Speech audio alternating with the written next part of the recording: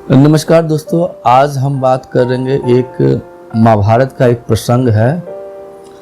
जब महाभारत का युद्ध हो जाता है तो सभी राजा जो है अपने अपने राज्यों में चले जाते हैं। कृष्ण भगवान पांचों पांडवों भीम, नकुल, सहदेव, अर्जुन को लेकर धृतराष्ट्र के पास पहुंचते हैं।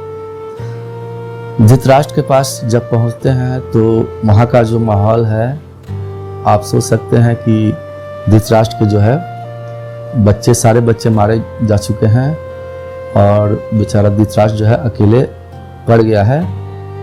लेकिन फिर भी उसको अपने राज्य को जो है जीते हुए पांडवों को देना है। तो उसके लिए कृष्ण भगवान उन लोगों को ले जाते हैं। जब वे जाते हैं तो आपस में इन लोग की बातें होती हैं। फिर धृतराष्ट्र जो है भीम को बोलता है कि आओ भतीजे, आओ बच्चे मेरे गले लग जाओ। वो गले मिलने के लिए दिखाता है कि हम व्याकुल हो गए हैं और जो है जीत की बधाई भी देता है। तो भीम आगे बढ़ते हैं तो भगवान कृष्ण जो है मना कर देते हैं, बोलते हैं कि रुक जाओ। पास में ही एक मेटल का, लोहे का एक पुतला बना हुआ था। उस पुतले को भगवान कृष्ण कहते हैं कि आगे खसकाकर धृतराष्ट्र के पास ले जाओ। धृतराष्ट्र जो है वो हारा हुआ एक राजा है, कमजोर है और जब वह और अंधे भी आप लोग को पता है। तो उसको ये चीज़ें नहीं पता था कि जिससे वो गला मिल रहा है वो एक मेटल का पुतला है, ऑब्जेक्ट है, और वो उस पुतले को गले मिलता है और अपनी जो अंदर में जो उसकी जो गुस्सा थी, गुस्सा जो है उसकी इतनी खतरनाक ढंग की थी जो उसने छुपा के रखी हुई थी।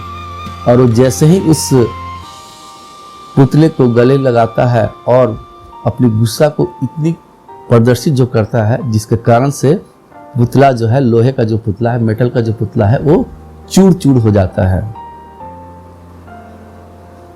तो दोस्तों, आप समझ सकते हैं कि आपके अंदर अगर गुस्सा आता है तो वो कितना खतरनाक हो सकता है।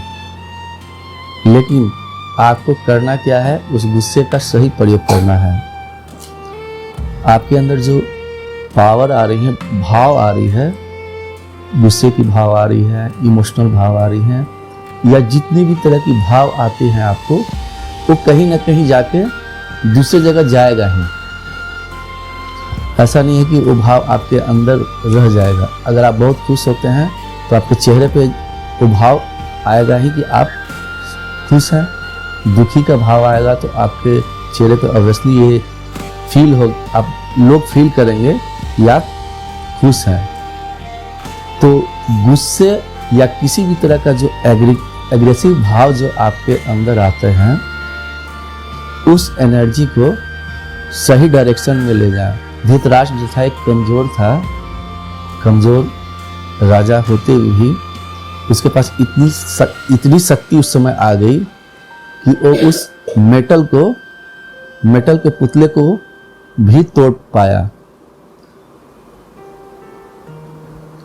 एनर्जी के बारे में हम जानते हैं कि energy neither created nor destroyed, only transform the changes.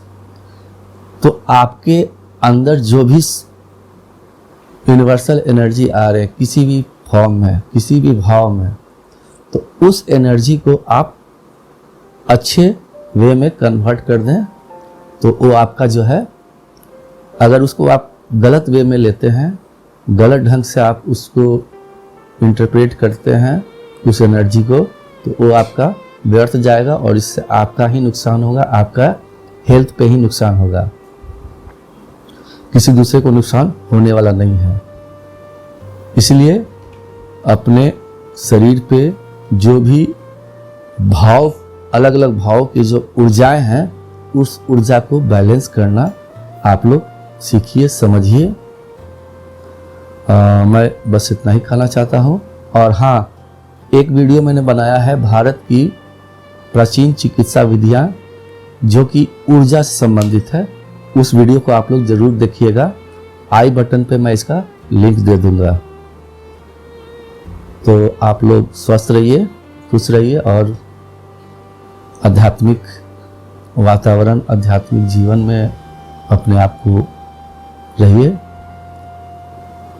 इसी के साथ ही आप लोग जो समय दिए, अगर वीडियो अच्छा लगा तो आप लोग कमेंट कीजिए, लाइक कीजिए और शेयर करना ना भूलिए। Thank you.